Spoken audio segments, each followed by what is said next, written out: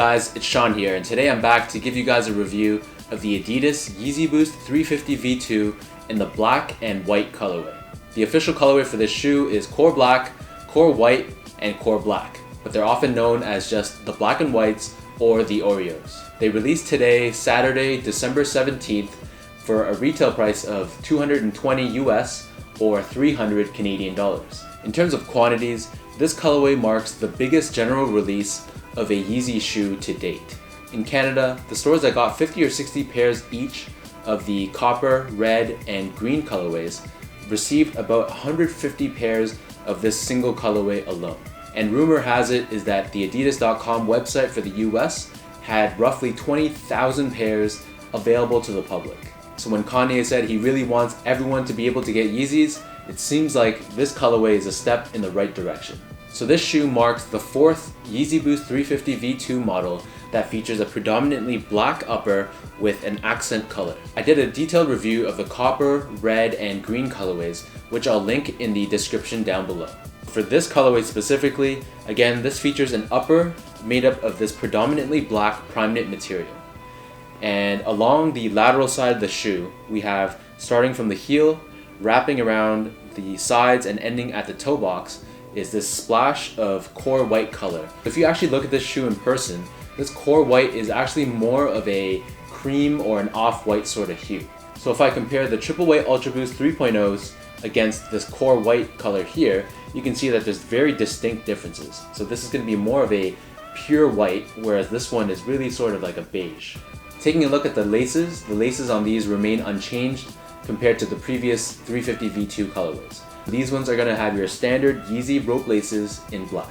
The lateral side of the shoe features this lettering on the stripe. It's up to interpretation whether this means Supply 350 for Yeezy Supply, or as some people claim, it represents St. Pablo Loves You 350. So leave a comment down below to share your opinion on what this really represents. So similar to the red, green, and copper colorways, if you look at the right shoe, the lettering on this is flipped. So comparing the two side by side, it's like a mirror image, whereas the Beluga V2 colorway, which was the first colorway of the V2 model, had the lettering on both shoes reading the correct way.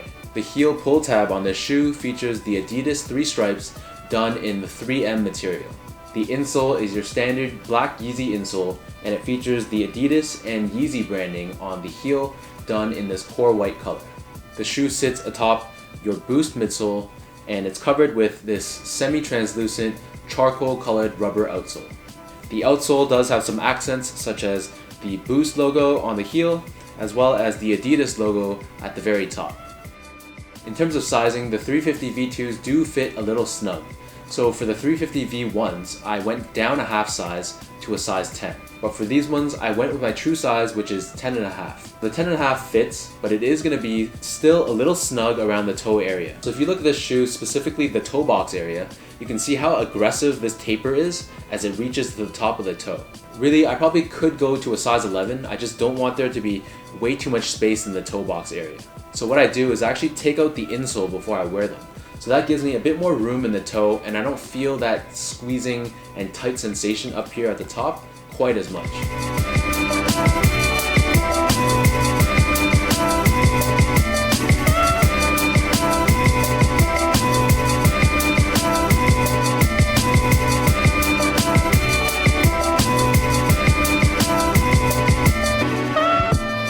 So now it's time for me to show you guys how these look on feet.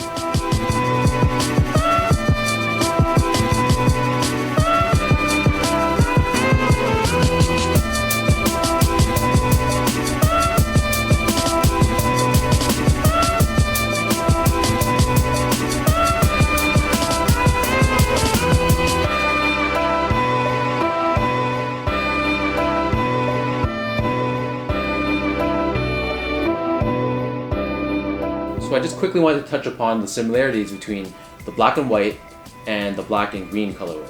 So as you can see, side by side, they're actually very, very similar to one another, with this one being more of an olive tone and this one being more of a beige off-white tone. But really, because the colorways are so similar, I wouldn't recommend paying resale to buy a second pair if you already own one of these two colors. So that wraps up my review of the Adidas Yeezy Boost 350 V2 in the black and white colorway.